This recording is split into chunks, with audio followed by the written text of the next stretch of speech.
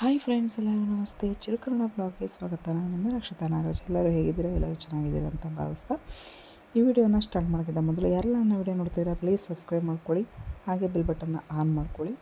ಯಾವುದೇ ಒಂದು ಹೊಸ ವಿಡಿಯೋ ಬಿಟ್ಟರೆ ನಮಗೆ ನೋಟಿಫಿಕೇಷನ್ ಬರುತ್ತೆ. ಎಲ್ಲರಿಗಿಂತ ಮೊದಲು ನನ್ನ ವಿಡಿಯೋನ ನೀವು ನೋಡ್ಬೋದು. ಹಾಗೆ ಈ ವಿಡಿಯೋ ಇಷ್ಟ ಆದರೆ ನೀವು ಒಂದು ಲೈಕ್ ಮಾಡಿ, ನಿಮ್ಮ ಅನಿಸಿಕೆ ಅಭಿಪ್ರಾಯಗಳನ್ನು ಕಮೆಂಟ್ ಮೂಲಕ ತಿಳಿಸಿ. ಬನ್ನಿ ವಿಡಿಯೋ ಸ್ಟಾರ್ಟ್ ಮಾಡೋಣ.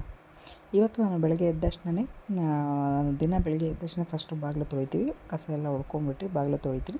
ಹಾಗೆ ಒಂದು ಸಿಂಪಲ್ಲಾಗಿ ಒಂದು ರಂಗೋಲಿನ ಬಿಡಿಸ್ತೀನಿ. ನಾನು ರಂಗೋಲಿ ಬಿಡಿಸ್ಬೇಕು ಅಂದರೆ ಭಾಳ ಇಷ್ಟ. ಅದನ್ನು ಸಹ ನಿಮಗೆ ಒಂದು ತೋರಿಸ್ಬೇಕು ಅಂತ ಹೇಳ್ಬಿಟ್ಟು ಇವತ್ತು ನಾನು ವಿಡಿಯೋ ಮಾಡ್ತಾಯಿದ್ದೀನಿ.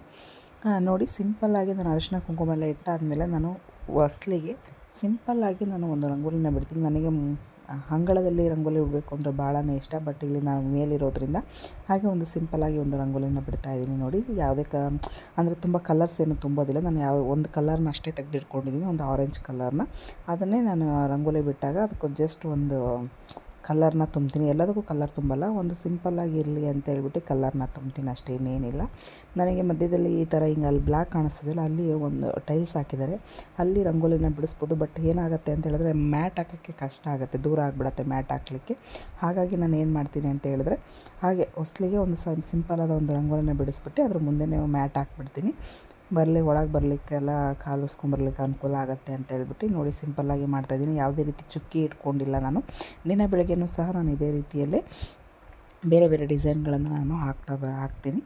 ಅದರಲ್ಲಿ ಇವತ್ತು ಒಂದು ಸಿಂಪಲ್ಲಾಗಿ ಹಾಗೆ ಒಂದು ಇರಲಿ ಅಂತ ಹೇಳ್ಬಿಟ್ಟು ಇವತ್ತು ವಿಡಿಯೋ ಮಾಡಿದ್ದೀನಿ ನಾನು, ಅಷ್ಟೇ, ಇನ್ನೇನಿಲ್ಲ.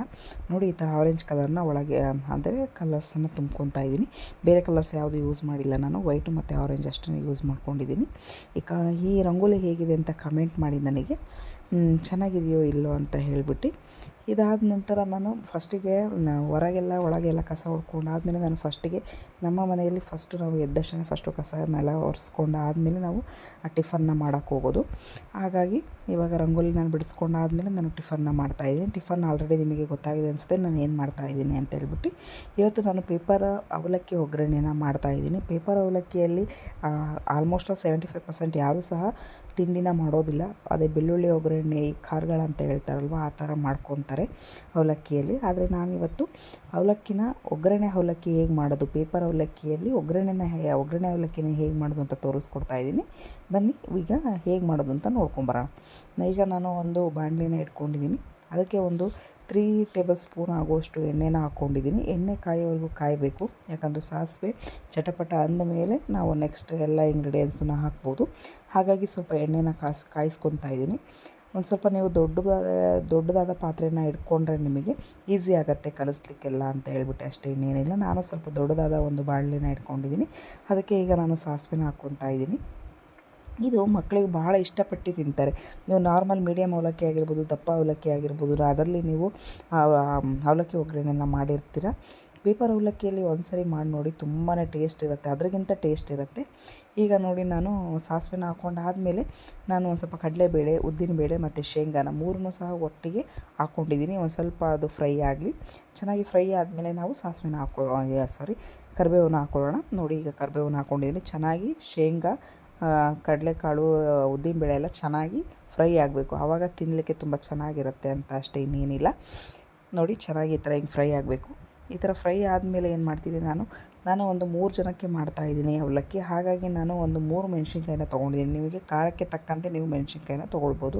ನಮಗೆ ಜಾಸ್ತಿ ಖಾರ ತಿನ್ನೋದಿಲ್ಲ, ಹಾಗಾಗಿ ಒಂದು 3 ಮೆಣಸಿನ್ಕಾಯಿನ, ಖಾರ ಕಮ್ಮಿ ಇರೋ ಮೆಣಸಿನ್ಕಾಯಿನ ಒಂದು 3 ಮೆಣಸಿನ್ಕಾಯಿನ ತೊಗೊಂಡು ಸಣ್ಣಕ್ಕೆ ಹೆಚ್ಚಿಬಿಟ್ಟು ಹಾಕ್ಕೊಂಡಿದ್ದೀನಿ. ಅಂದರೆ ತುಂಬ ಸಣ್ಣಕ್ಕೆ ಹಾಕ್ಕೊಂಬಿಡ್ರಿ, ಯಾಕಂದರೆ ತಿನ್ಬೇಕಾದ್ರೆ ತೆಗಿತಾರೆ ಕೆಲವೊಬ್ಬರು. ಹಾಗಾಗಿ ನಾನು ಅಂದರೆ ಒಂದು ಮೆಣಸಿನ್ಕಾಯಿ 2 ಹೋಳನ್ನಾಗಿ ಮಾಡಿ ಕಟ್ ಮಾಡ್ಕೊಂಡಿದ್ದೀನಿ. ಅದಾದಮೇಲೆ ಒಂದು ಮೀಡಿಯಮ್ ಸೈಜು ಒಂದು 3 ಈರುಳ್ಳಿನ ಸಣ್ಣದಾಗಿ ಹೆಚ್ಚಿಟ್ಕೊಂಡಿದ್ದೆ.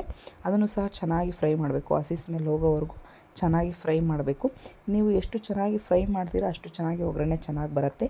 ಮತ್ತು ನೀವು ಒಂದು 1 ಡೇ 2 ಡೇ ನೀವು ಒಗ್ಗರಣೆನ ತೆಗೆದಿಡ್ತೀನಿ ಅಂದರೆ ಅದಕ್ಕೂ ಸಹ ಅನುಕೂಲ ಆಗುತ್ತೆ ಚೆನ್ನಾಗಿ ಫ್ರೈ ಮಾಡಿದ್ರೆ. ನೀವು ಸ್ವಲ್ಪ ಹಸಿ ಇದ್ದಾಗಲೇ ನೀವು ಒಗ್ಗರಣೆನ ಬೇಗನೆ ಮಾಡ್ಕೊಂಬಿಟ್ರೆ ಏನಾಗುತ್ತೆ, ನಿಮಗೆ ತೆಗೆದಿಡ್ಲಿಕ್ಕೆ ಆಗೋದಿಲ್ಲ, ಒಂಥರ ಇದು ಬೂಸ್ಟ್ ಬಂದಂಗೆ ಆಗಿಬಿಡತ್ತೆ 1-2 ದಿನಕ್ಕೆ. ಹಾಗಾಗಿ ಅಷ್ಟೇ, ಇನ್ನೇನಿಲ್ಲ. ನೋಡಿ, ಚೆನ್ನಾಗಿ ಫ್ರೈ ಮಾಡ್ಕೊಬೇಕು. ಇದು ಚೆನ್ನಾಗಿ ಫ್ರೈ ಆದಮೇಲೆ ನಾನು ಇದಕ್ಕೆ ಚೆನ್ನಾಗಿ ಇನ್ನೊಂದು ಸರಿ ಫ್ರೈ ಆಗಬೇಕು ಅಂತ ಹೇಳಿದ್ರೆ ನೀವು ಸ್ವಲ್ಪ ಉಪ್ಪು ಹಾಕ್ಕೊಬೇಕು. ಅಂದರೆ ನಾನು ಇವಾಗ ಆಲ್ಮೋಸ್ಟ್ ಅಲ್ಲೂ ಒಂದು 75% ಉಪ್ಪು ಹಾಕ್ಕೊಂಡಿದ್ದೀನಿ. ಇದಕ್ಕೆ ನೋಡಿ, ಇದನ್ನು ಚೆನ್ನಾಗಿ ಫ್ರೈ ಮಾಡ್ಕೊಬೇಕು ಈ ಥರ ಉಪ್ಪು ಹಾಕಿ. ಆವಾಗ ಸ್ವಲ್ಪ ಬೆಂದಿರುತ್ತೆ. ನಾನು ಒಂದು ಮೀಡಿಯಮ್ ಸೈಜ್ ಈರುಳ್ಳಿ ಟೊಮೊಟೊನ ಹೆಚ್ಚು ಹಾಕ್ಕೊಂಡಿದ್ದೀನಿ. ನೀವು ನಿಂಬೆಹಣ್ಣನ್ನು ನಿಮ್ಮ ಮನೇಲಿ ನಿಂಬೆಹಣ್ಣನ್ನು ತಿಂತಾರೆ, ನಿಂಬೆಹಣ್ಣು ರಸದಲ್ಲಿ ಮಾಡಿಕೊಟ್ರೆ ತಿಂತಾರೆ ಅಂದರೆ ನೀವು ನಿಂಬೆಹಣ್ಣಿನ ರಸದಲ್ಲೂ ಸಹ ಮಾಡ್ಬೋದು. ಲಾಸ್ಟಿಗೆ ನೀವು ಕಲಿಸ್ತೀರ ಅಲ್ವಾ, ಆ ಟೈಮ್ನಲ್ಲಿ ನೀವು ಅದನ್ನು ಅದನ್ನು ನಿಂಬೆಹಣ್ಣಿನ ರಸನ ಹಾಕ್ಕೊಂಡು ಕಲಿಸ್ಕೊಬೋದು. ನಮ್ಮ ಮನೇಲಿ ನಿಂಬೆಹಣ್ಣು ತಿನ್ನೋದಿಲ್ಲ ನಮ್ಮ ಮನೆಯವರು, ಹಾಗಾಗಿ ನಾನು ಟೊಮೊಟೊನ ಯೂಸ್ ಮಾಡಿದ್ದೀನಿ. ನೀವು ಯಾವುದೇ ಒಂದು ಅವಲಕ್ಕಿನ ಕಲಿಸ್ಬೇಕಾದ್ರೆ, ಯಾವುದಂದರೆ ಈಗ ಒಗ್ಗರಣೆ ಮಾಡಬೇಕಾದ್ರೆ ಅವಲಕ್ಕಿಗೆ ಒಗ್ಗರಣೆ ಮಾಡ್ತಾಯಿದ್ದೀನಿ ಅನ್ನೋದಾದರೆ ನೀವು ಟೊಮೊಟೊನ ಜಾಸ್ತಿ ಹಾಕಿ ಮಾಡಿ, ಟೊಮೊಟೊದಲ್ಲಿ ಮಾಡುವವರು. ಯಾಕಂದರೆ ಟೊಮೊಟೊ ಜಾಸ್ತಿ ಹಾಕಿ ಮಾಡಿದಾಗ ಅವಲಕ್ಕಿ ಟೇಸ್ಟೇ ಬೇರೆ ಕೊಡುತ್ತೆ. ಒಂದು ಸರಿ ಟ್ರೈ ಮಾಡಿ ನೋಡಿ ನೀವು. ಟೊಮೊಟೊನ ಜಾಸ್ತಿ ಹಾಕಿ ಮಾಡಿದ್ರೆ ಅವಲಕ್ಕಿ ತುಂಬ ಚೆನ್ನಾಗಿ ಟೇಸ್ಟ್ ಕೊಡುತ್ತೆ. ನೋಡಿ, ಈಗ ಚೆನ್ನಾಗೆಲ್ಲ ಫ್ರೈ ಆಯಿತು. ಟೊಮೊಟೊ ಚೆನ್ನಾಗಿ ಸ್ಮ್ಯಾಶ್ ಆಗೋವರೆಗೂ ಹುರ್ಕೊಂಡಿದ್ದೀನಿ. ಅದಾದ ಮೇಲೆ ನಾನು ಅರಿಶಿನ ಹಾಕ್ಕೊತಾ ಇದ್ದೀನಿ. ಇದು ತಿಂಡಿ ದಿಢೀರಂತ ನೀವು ತಕ್ಷಣ ಎಲ್ಲರೂ ಹೊರಟಿರ್ತೀರ ಅಂದ್ಕೊಡ್ರಿ. ಆವಾಗ ತಿಂಡಿ ಏನು ಮಾಡಬೇಕು ಅಂತ ನಿಮಗೇನಾರು ಹೊಳಿಲಿಲ್ಲ ಅಂದರೆ ಈ ಥರ ಪೇಪರ್ ಅವಲಕ್ಕಿಯಲ್ಲಿ ನೀವು ಒಗ್ಗರಣೆ ಅವಲಕ್ಕಿ ಮಾಡ್ಕೊಬೋದು. ತುಂಬಾ ಚೆನ್ನಾಗಿರುತ್ತೆ. ಟೇಸ್ಟು ಕೂಡ ಡಿಫ್ರೆಂಟಾಗಿ ಕೊಡುತ್ತೆ ನಿಮಗೆ. ಮತ್ತು ನಿಮಗೆ ಸಂಜೆ ಟೈಮ್ನಲ್ಲಿ ಮಕ್ಕಳಿಗೂ ಸಹ ನೀವು ಸ್ಕೂಲಿಂದ ಬಂದಾಗ ಸ್ನ್ಯಾಕ್ಸ್ ರೀತಿಯಲ್ಲಿ ಕೊಡ್ಬೋದು. ಮನೆಯಲ್ಲಿರೋರಿಗೂ ಸಹ ಸ್ನ್ಯಾಕ್ಸ್ ರೀತಿಯಲ್ಲಿ ಕೊಡ್ಬೋದು, ಚಹಾ ಜೊತೆಲಿ, ಟೀ ಜೊತೆಲಿ. ಮತ್ತು ಇದು ನೋಡಿ, ನಾನು ಈಗ ಒಗ್ಗರಣೆನ ಸ್ವಲ್ಪ ತೆಗೆದಿಟ್ಕೊಂಡಿದ್ದೀನಿ. ಅದು ಸ್ಕಿಪ್ ಆಗಿಬಿಟ್ಟಿದೆ ಅದು ವೀಡಿಯೋ. ನಾನು ಸ್ವಲ್ಪ ಒಗ್ಗರಣೆನ ತೆಗೆದಿಟ್ಟು ಇವಾಗ ಎಷ್ಟು ಬೇಕೋ ಅಷ್ಟನ್ನಷ್ಟೇ ಕಲಿಸ್ಕೊತಾ ಇದ್ದೀನಿ. ಒಗ್ಗರಣೆ ತೆಗೆದಿಟ್ಕೊಂಡು ನೀವು ಸಹ ಇಲ್ಲ ನೀವು ಅಷ್ಟಕ್ಕೂ ಒಂದೇ ಸರಿ ಕಲಿಸ್ತೀನಿ ಎಲ್ಲರಿಗೂ ಅಂತ ಹೇಳಿದ್ರೆ ಕಲಿಸ್ಬೋದು.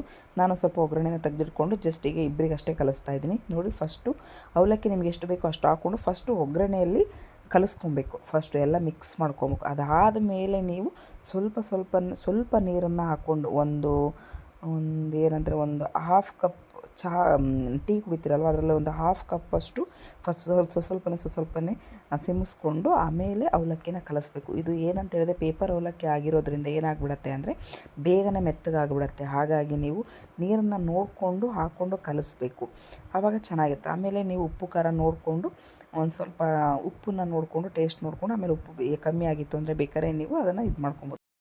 ನೋಡಿ, ಈಗ ಅವಲಕ್ಕಿ ರೆಡಿಯಾಗಿದೆ. ಇದಕ್ಕೆ ನೀವು ಮನೆಯಲ್ಲಿ ಖಾರ ಇತ್ತು ಅಂದರೆ ಸಹ ಇದನ್ನು ಮಿಕ್ಸ್ ಮಾಡಿಕೊಂಡು ತಿನ್ಬೋದು. ತುಂಬಾ ಚೆನ್ನಾಗಿರುತ್ತೆ. ಓಕೆ ಫ್ರೆಂಡ್ಸ್, ಇವತ್ತಿನ ವಿಡಿಯೋ ಇಷ್ಟೇ.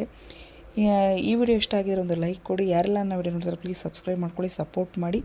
ಈ ವಿಡಿಯೋ ನಿಮ್ಮ ಫ್ಯಾಮಿಲಿ ಫ್ರೆಂಡ್ಸ್ಗೆ ಶೇರ್ ಮಾಡಿ. ನಿಮ್ಮ ಅನಿಸಿಕೆಗಳನ್ನು ಕಮೆಂಟ್ ಮೂಲಕ ತಿಳಿಸಿ. ಇನ್ನೊಂದು ಇಂಟ್ರೆಸ್ಟಿಂಗ್ ವಿಡಿಯೋದೊಂದಿಗೆ ನಿಮ್ಮ ಮುಂದೆ ಬರ್ತೀನಿ. ಅಲ್ಲಿವರೆಗೂ ನಮಸ್ಕಾರ.